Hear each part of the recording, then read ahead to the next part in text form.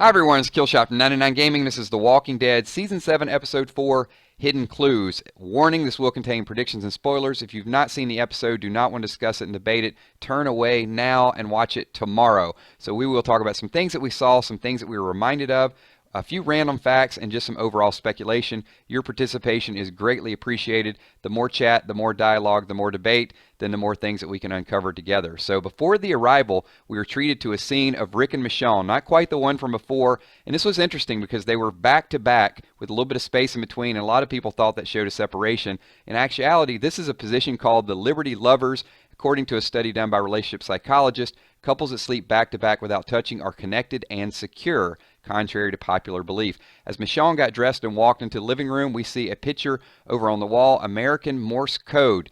This could come into play a little bit later on because we know Eugene is repairing an electronic device. He says it's going to be a music player, but perhaps could be a way to communicate, and that Morse code might be something that comes into play a little bit later on. Negan arrived and said he was providing a service. We actually saw him swing at a walker, knock the eye out of the walker, and then he did a little bit of a bow. But one thing that was interesting about this episode in the beginning is this guy over on the far left, Davey. This guy is creepy. We saw him multiple times, and we'll discuss him throughout the video. How about Dwight? Dwight got back to his antagonistic ways. We see him early on actually taking Rosita's hat.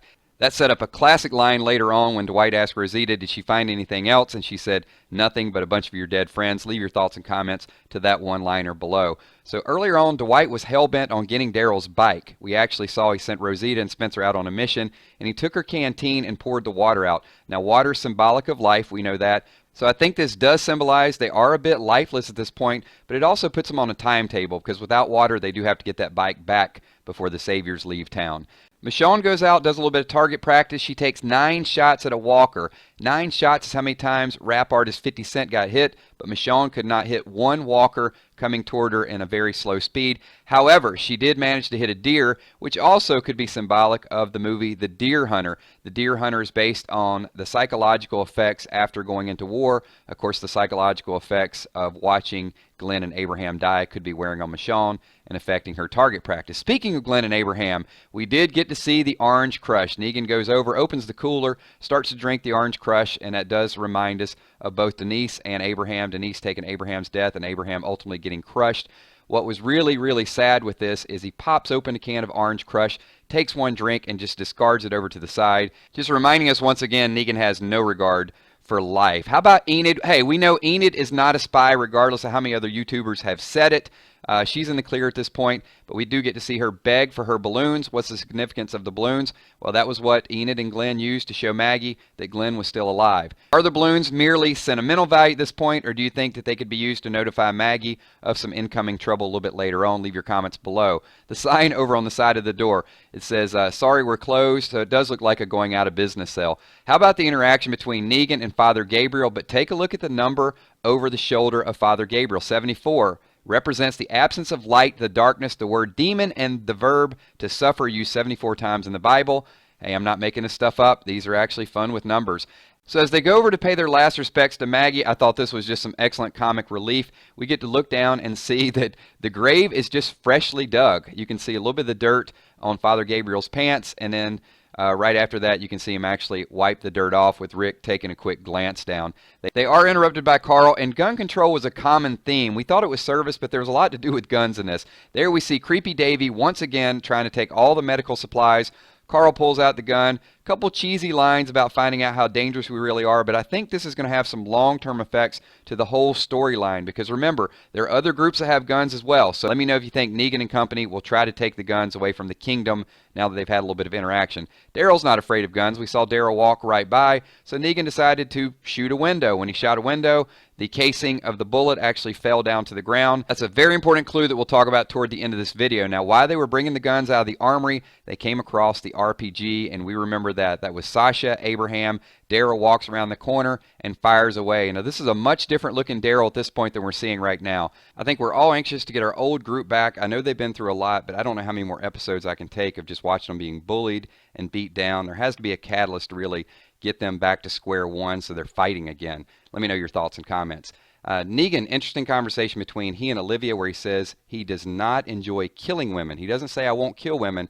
So a little bit of foreshadowing maybe Rosita, maybe Maggie in the future. Interested to see your thoughts with that. And in case you missed it, here's just a few random topics I want to discuss. Early on, Negan says, "Easy peasy, lemon squeezy." Classic line. So a little bit later on, what does he do when he's waiting for Rick to find the guns? He's actually having a little bit of lemonade, you can see over on the table. Relaxing conversation. Rick actually peers and sees it through the window. When you're loading up a motorcycle, it's always very convenient to have a board or a ramp laying 10 feet away from the motorcycle that you can easily roll it up. I thought that was an interesting, very convenient there. Rick, several times throughout the episode, squeezes on the handle Lucille 3 or 4 times. He just wants to go over and hit Negan, but he shows restraint. He gets the group together in the church. Now, this is not the first time we've seen Rick talk to everyone in the church. The last time he actually had Jesus' presence in the church. Perhaps this is symbolic that the group is forsaken by Jesus. There's theories out there that if Rick and Daryl would not have met Jesus, they wouldn't have went to the hilltop and they wouldn't be in the predicament that they're in. Now, when Rick is searching Spencer's house, he actually sees a Bible over on the shelf as soon as Father Gabriel goes in. I thought that was an interesting parallel as well. Rick goes through the speech with Michonne, tells her that Judith is not his baby, the Shane's baby, and then we get to zoom in and see the baby monitor.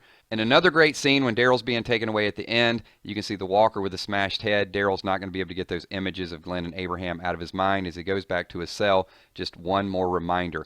Michonne at the end stumbles upon the burning mattresses. There's a song called "Beds Are Burning" by Midnight Oil. The time has come to say fair's fair, to pay the rent, to pay our share. So this is the first payment to Negan. I'm sure there's going to be many more to come. They didn't even need the mattresses. They just burnt them. He always wants to keep them on their toes, make them feel as uncomfortable as possible. Back to the bullet casing.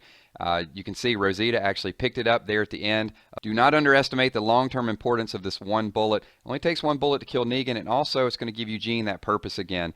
Dr. Eugene Porter, with the bullet recipe, is going to start to manufacture something for the group. And if they partner with the Kingdom, they may have an influx of weapons as well too. So to end this episode, I want to talk about the sign that Rick focused in on: mercy for the lost, vengeance for the plunders.